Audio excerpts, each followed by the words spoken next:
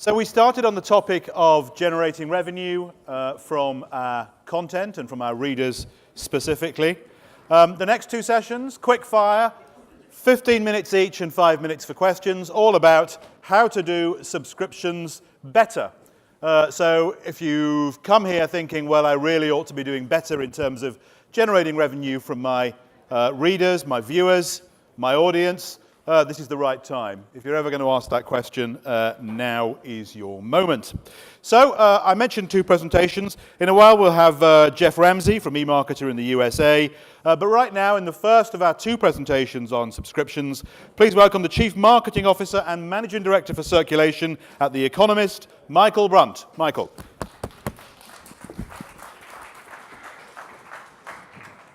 Thank you very much. I'll just press something. There we go. So I embedded some video into this. Seemed like a good idea when I was writing it. Let's see if it works. Wish me luck. So what I'm going to talk about today is how we have transformed the circulation business at The Economist and turned it into the biggest driver of profit for The Economist Group by some margin, and try and give you a bit of an insider track with some information on how we achieve that. So The Economist was founded back in 1843, that's the front cover. And we're not immune to, this will be a very familiar chart to everybody, we're not immune to the trends in the industry. Our advertising revenues have declined, and what I'm trying to share with you today is how we've reacted to that disruption through our circulation profit growth. So if you look at our annual report, this is what you will see. It doesn't really tell you very much. It shows that our gross margin, which is a sort of measure of our profitability, has improved. And then you'll see that our global circulation is sort of bobbling around the same amount, really, since 2011. So the volume has been pretty much flat. So where has this, this increase in profitability come from? So that's what you see publicly. So what I will show you today, I've taken the numbers off, but this shows the change in profitability of the circulation business. So back when I joined The Economist, 2006, the circulation business was making a big loss. But it was fine. It was designed to support growth in advertising revenues. We were building, the first bullet on my job description back then as Circ manager for UK, I think, was to build the audience that our advertisers want to reach. And that's still on the job description, of course, but actually what's more important is to grow the profits that we expect from our circulation business. So you can see that we broke even around 2010, 2011, and then we've seen pretty unparalleled growth, and that final bar is what we achieved in 2016 and 17, which you can see is pretty steady growth over the last 4 years. That dip in the middle, I think I was away, for that. I was on holiday or something. But actually, that was when we invested a lot more in circulation marketing, which has paid dividends in future years. So why are we still going, and how are we still thriving, and why are we still profitable? This is a picture of our founder, James Wilson. He was a hat maker from Edinburgh, and he started The Economist to fight against the Corn Laws, which was all about landowners fixing prices, and it was actually part of the reason for the famine in Ireland. So it was a very big cause, but quite an obscure reason to start a title, especially one that's still going 174 years later. So we asked our subscribers, what is it that you think you like about The Economist? What is it that makes you pay for it? And they said there are these 5 things. Lots of publications do some of these 5 things. Our subscribers told us we do all 5, and that's why they pay for us and still like us. The first thing is that we do predict, not always completely accurately, Brexit, we do predict what's going on in the world, and we do talk about the forces in the world that are going to be shaping our future. So things about demographic changes in Asia, the turmoil in the Middle East, that sort of thing, and some of the changes that are coming to all of us with artificial intelligence as well. The second factor is that you can get to the end of The Economist, but you can't get to the end of the internet. We are finishable, and we curate the world every week and come to a conclusion. The third one is that we advocate positive change. This doesn't always resonate with the views of our subscribers. We tend to polarize opinion, but we'll push for, we'll highlight leadership that is not good enough. There's Berlusconi, but we're one of the first major publications to advocate gay marriage. And the fourth thing is we always take a global perspective. We're London-based, but we're not London-biased. And fifthly, I think it's probably coming really on to some of the maths behind our success, we charge a lot for The Economist. We tend to be 2 to 3 times more expensive than the next most expensive available publication in each region, and we maintain that premium prices. So if other people put their prices up, we put our prices up again. And so we're expensive. We're reassuringly expensive. And our readers are willing to pay for that quality. So what really has driven the growth in circulation profitability is 4 pillars. We've benefited from the migration from print to digital. It's been cutting my production and distribution costs. We decided to unbundle in 2011 the web access that you got as part of a print subscription and rebundle it together with our app access as a print and digital bundle at about 25% more than the previous print subscription. And we charge the same for a digital subscription as we do for a print subscription on the grounds that you're paying for the content, not the format. We also raised prices, as I talked about, and we've been investing a lot in marketing. So let me just explain that a bit more. Just over half of our new subscribers choose the print and digital bundle. So that's getting 25% more than the old print subscription.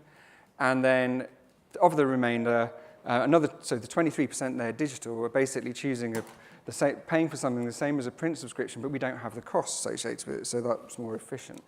And if we take a look across how our circulation has developed over the last 10 years or so, actually no, this is the last 5 years, you can see that by now nearly all of our subscriber base follows that of the choices of new subscribers. So we've got about 75% of our subscribers subscribing something that was more profitable than the print subscription that existed before. What that's done is raise the average revenue per subscriber quite considerably. This is just over the last 4 years. And I put a price rise in of about 20% globally in March 2016. And then you can see the prices, the average price revenue that we get per week going up since then. There's ups and downs is due to FX. But generally, you can see the direction that our revenue has been heading in. And this has been the cost per copy. Most of the fluctuation there is FX related. So obviously, we're sending trucks around the world. Whether we've got 50 copies or 25 print copies in the truck, we still have to send it. So there aren't always economies of scale linked to our print circulation numbers. But broadly, our costs have been flat and our revenues have been higher, and that's driven the increase in profit. There you are. That's the gross margin. So that's the revenue per subscriber minus the distribution, production, and fulfillment costs. And you can see that rising. So we've got, say, about 100,000 more subscribers on file than we had in the middle of 2014, but they're paying a lot more. So the growth in profitability is driven from the growth in volume, and also which is from the investment in marketing, and also the profile of the profitability profile of our subscribers. So we think this will continue. We're confident about it for 3 reasons. First one, demand for what we sell. We heard in the last panel mentioned fake news. Everything we do is rigorously researched. We're not objective. We have our own agenda, but we do provide very sound arguments for the arguments that rationale for the arguments that we're making. And there is demand for this high quality journalism. Secondly, I'll show you some numbers. We're very small. Our 1.5 million circulation a week is a very small penetration of the total number of people who ought to be reading The Economist. And thirdly, I can do a better job. We can do a better job of scaling our marketing efficiently, thanks to, I'll come on to show you some of the things that we're doing. So just a bit about demand. We have a sort of hedging strategy. We do have our content and is available for people to pay for on other platforms, Apple News, etc. So we do provide our content there, and some of our readers choose to pay to consume their content on those, and we're doing similar things with Facebook. I think we're the only non-US publication partnering with them on some of their new tests.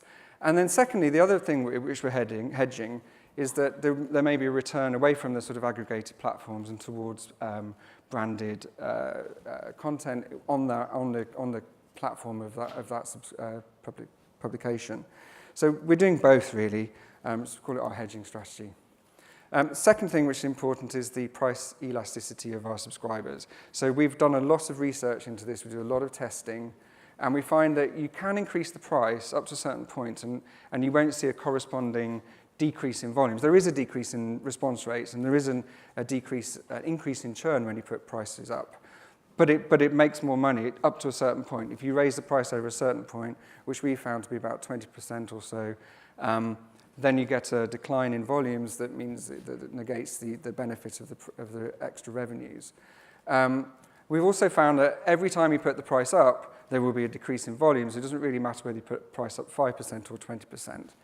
But what we have found is that you should do a price increase, for us, infrequently and in a big amount. So the next price rise for us will be not until March 2019. And that's because we run the business in a 3-year cycle where there's a price rise year, then we see that benefiting with revenue per copy growth, and then by the 3rd year, that price is stabilized in the marketplace and we get an increase in volumes, and that's where we are right now in our cycle. So you see the next price rise scheduled, and the revenue per copy growth levels out and then goes up again as you put the price up. The other important thing is who reads The Economist. There's a picture missing off here, I don't know why. These are attitudinal, psychographic, demographic statements that are not just sort of interesting pen portraits. This is how we buy the media. So we look at, these are the characteristics, these are the defining, the sort of criteria that we choose when we buy our media and we do our marketing. So the things you would expect. They're interested in politics, wanting to know, and we seem to be aware of what's happening in the world. People who are environmentally friendly, but also interested in quality brands, travel, arts, and entertainment news. We don't do entertainment news, but we do the rest of it. There's the picture. Second thing, I mentioned that we were tiny. We have access to the Economist Intelligence Unit as our sister sort of B2B part of the Economist group. And they did a big market sizing for us, which they update regularly. And our audience, if you take those criteria I just put on the previous slide, there are 76 million people in the world who have those criteria with a good enough command of English to find reading The Economist comfortable.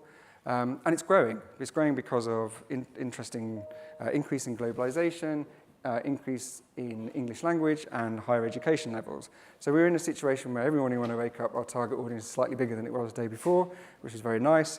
And actually by 2025, that target audience will be 85 million. And I'll talk a little bit now about the marketing that we're doing. We're scaling it efficiently and profitably.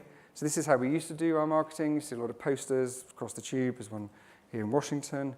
And now we do a lot of digital stuff. We do traditional media. Here's a poster, but it's one where you can enter your subscription details into the poster and you can interact with it. It's on the subway in New York.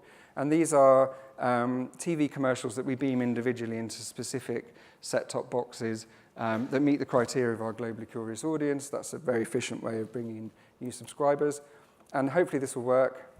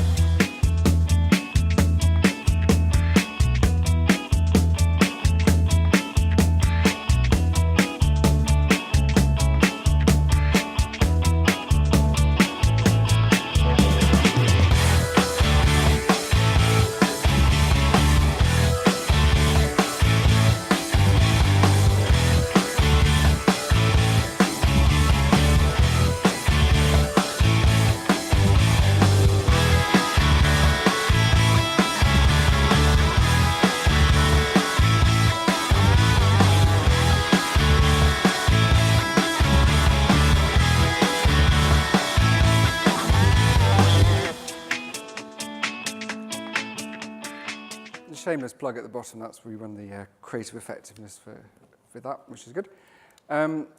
Here's some other things we do. So we try and react as quickly as possible to stuff that's going on around the world. Remember when Trump was saying some stuff that wasn't appropriate. Obviously, our response to Brexit, and then Theresa May calls a snap election. Anything like that is great for us because we can capitalize on it and get marketing out there within hours and drive subscriptions. We also do crazy stuff as well, which is incredibly scalable and very effective, like giving people insect ice cream. It's a separate presentation. And then probably underpinning everything is our attribution software, our econometric models that look at the ROI of our marketing activity and drive efficiency there. Social media is obviously a big driver of new subscribers. Social media is now the cheapest after paid search route for recruiting new subscribers, incredibly profitable for us. So just in summary, the reason that we've been able to make subscriptions the biggest driver of profit for the Economist Group is that we're benefiting from digital reading migration. We've been charging more for the print and digital bundle, and our subscribers are prepared to pay for that. We've also tapped into the demand for high-quality journalism and prepared to pay high prices for that. We've invested a lot in marketing. We've never spent so much on marketing in our 174-year history. And the reason we're confident this will continue is that demand for what we sell is undiminished. We're very small, at 1.5 million out of the 76 million that ought to be reading us, and I can still do a better job of making the marketing more efficient. And therefore, we plan to be around for another 174 years. Will you take a question if there is one? Yeah, I don't mind. Okay. Usual deal, raise your hand if you have a question, and we'll attempt to reach you with the throwable microphone. You might need to wave a bit, it's a big room. So there's a gentleman over there. There? Oh, there we go. So you talked about price increases with your subscription model, I think, and Yep. do you have a different strategy with direct debits as opposed to non-direct debit? It's the same price. So most of our new subscribers are recruited on a 12 for 12 dollars or 12 for 12 pounds or 12 for 20 euros, something like that, on a quarterly recurring direct debit or continuous credit card payment, and the price is exactly the same. So we offer, where that's kind of around the world, depending on the different way that people like to pay, we vary the methodology. So in the UK, most people choose direct debit, but in the States, most people will choose continuous credit card or check. People still pay with check. Okay, we can fit one more in if you'd like to chuck it over. From a digital subscription point of view, what do you think is the most underexploited title in the UK market? Given what you've learned at The Economist about how to drive subscription take-up, when you look at the wider magazine market, who do you think is missing a trick? Where do you see real opportunities for growth? Gosh, such a good question. I think just referring back to listening to the three CEOs talking earlier on, I think in the B2B sector, that's probably, I don't certainly get asked to pay for a lot of content that I would be prepared to pay for as a marketer. I would pay for digital subscriptions to content that I think I'm going to get first or is going to be unique. People are willing to pay, and we've certainly seen that with a title that has a relatively narrow field. So I would say in B2B. Okay, thanks for that. Sorry, there's no more time for questions, but two good ones. Thanks, guys. Can I ask you, please, to thank Michael Brunt? Thank you.